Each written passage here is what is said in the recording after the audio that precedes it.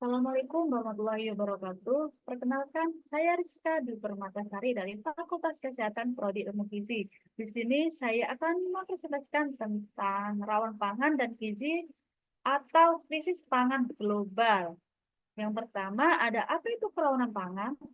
Pangan merupakan kebutuhan dasar manusia yang esensial untuk kelangsungan hidup.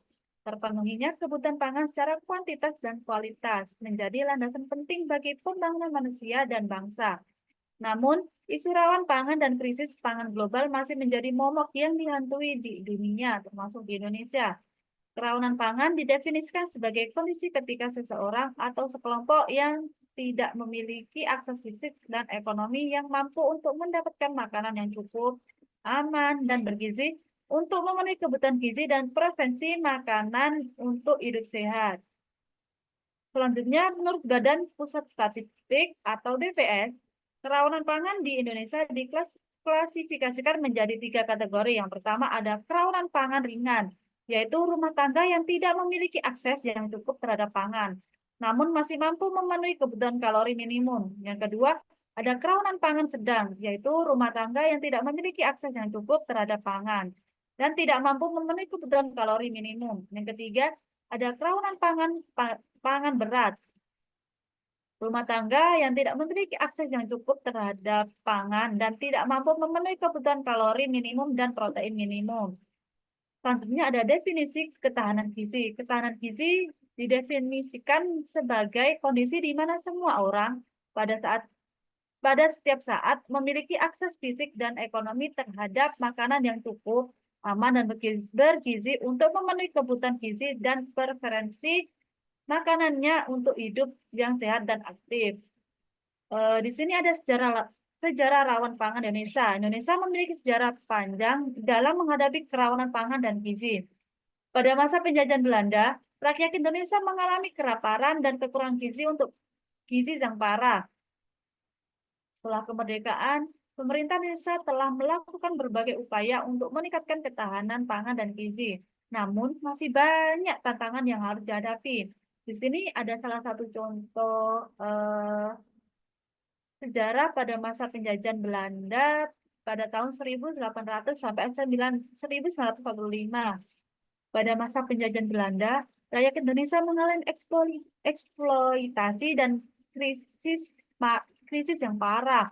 Sistem tanam paksa yang diterapkan Belanda memaksa rakyat untuk menanam tanaman ekspor seperti kopi dan tebu, sehingga produksi pangan lokal terabaikan. Hal ini mengakibatkan kelaparan dan kekurangan gizi yang meluas di berbagai wilayah.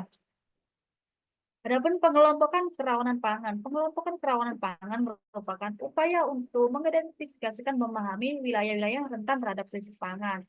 Berdasarkan hasil pengelompokan, wilayah-wilayah yang rentan terhadap krisis pangan di Indonesia umumnya berkisaran di daerah-daerah berikut, yaitu ada daerah terpencil, akses terhadap infrastruktur dan layanan dasar yang terbatas, serta kondisi geografis yang sulit membuat daerah terpencil rentan terhadap kerawanan pangan. Yang kedua, ada daerah rawan bencana, yaitu ada banjir, kekeringan, gempa bumi, dan dapat mengganggu produksi dan distribusi pangan di daerah rawan bencana, sehingga meningkatkan resiko kerawanan pangan. Yang ketiga, ada daerah miskin. Kelompok miskin dan rentan memiliki akses yang lebih terhadap pangan dan lebih rentan terhadap krisis pangan. Identifikasi wilayah atau rumah tangga rawan dan rawan gizi kronis. Beberapa metode yang digunakan untuk mengidentifikasikan wilayah atau rumah tangga pangan dan rawan gizi kronis, yaitu yang pertama ada survei. Melalui survei rumah tangga, dapat diperoleh data terkait akses pangan, konsumsi pangan, dan status gizi. Yang kedua, ada analisis spasial. Data spasial seperti tingkat kemiskinan, curah hujan, dan produktivitas pertanian digunakan untuk memetakan daerah rentan pangan. Yang ketiga ada indikator pangan. Badan Pangan Nasional dan BPS menggunakan berbagai indikator pangan seperti tingkat konsumsi pangan dan skor pola pangan gizi untuk mengidentifikasikan kerawanan pangan. Ini ada faktor penyebab dan strategis penanganan rawan pangan dan rawan gizi kronis. Yang pertama ada faktor dan kontribusi terhadap kerawanan pangan dan gizi kronis di Indonesia. Antara lain, yang pertama ada perubahan iklim, yang kedua ada konflik dan bencana alam, dengan ekonomi, pertumbuhan penduduk, dan perubahan pola konsumsi. Yang kedua, adapun upaya penanggulangan yang dapat dilakukan sebagai berikut. Yang pertama, meningkatkan produksi pangan. Yang kedua, memperbaiki sistem distribusi pangan. Yang ketiga, program bantuan pangan. Dan keempat, ada program peningkatan gizi. Meskipun Indonesia telah mengalami kemajuan dalam ketahanan pangan, namun beberapa wilayah masih menghadapi ancaman pangan. Kondisi ini ditandai dengan yang pertama ada akses pangan yang terbatas, yaitu kelompok masyarakat miskin dan terpencil mungkin kesulitan mengakses pangan yang cukup dan bergizi. Yang kedua ada harga pangan fluktuatif. Kenaikan harga pangan yang mendadak dapat mengurangi daya beli masyarakat miskin. Dan yang ketiga yaitu gizi kurang. Prevalensi stunting pada anak balita di Indonesia masih tinggi, menunjukkan kekurangan gizi kronis. Di sini ada pun beberapa dampak yang terjadi apabila terjadi krisis pangan di Indonesia. Yang pertama, ada pun dampak kesehatan. Gizi kurang dan kekurangan pangan dapat menyebabkan stunting, anemia, dan penyakit lainnya. Yang kedua, ada dampak ekonomi, sosial ekonomi, yaitu krisis pangan dapat meningkatkan kemiskinan, kriminalitas, dan ketidakstabilan sosial. Yang ketiga, ada dampak pendidikan.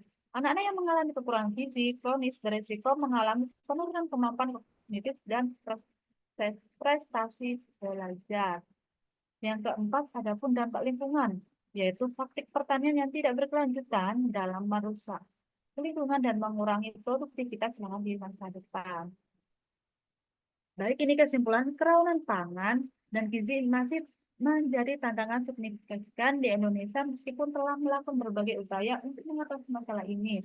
Berbagai faktor seperti perubahan iklim, konflik, kesenjangan ekonomi, pertumbuhan penduduk, dan perubahan pola konsumsi telah berkontribusi terhadap kondisi saat ini.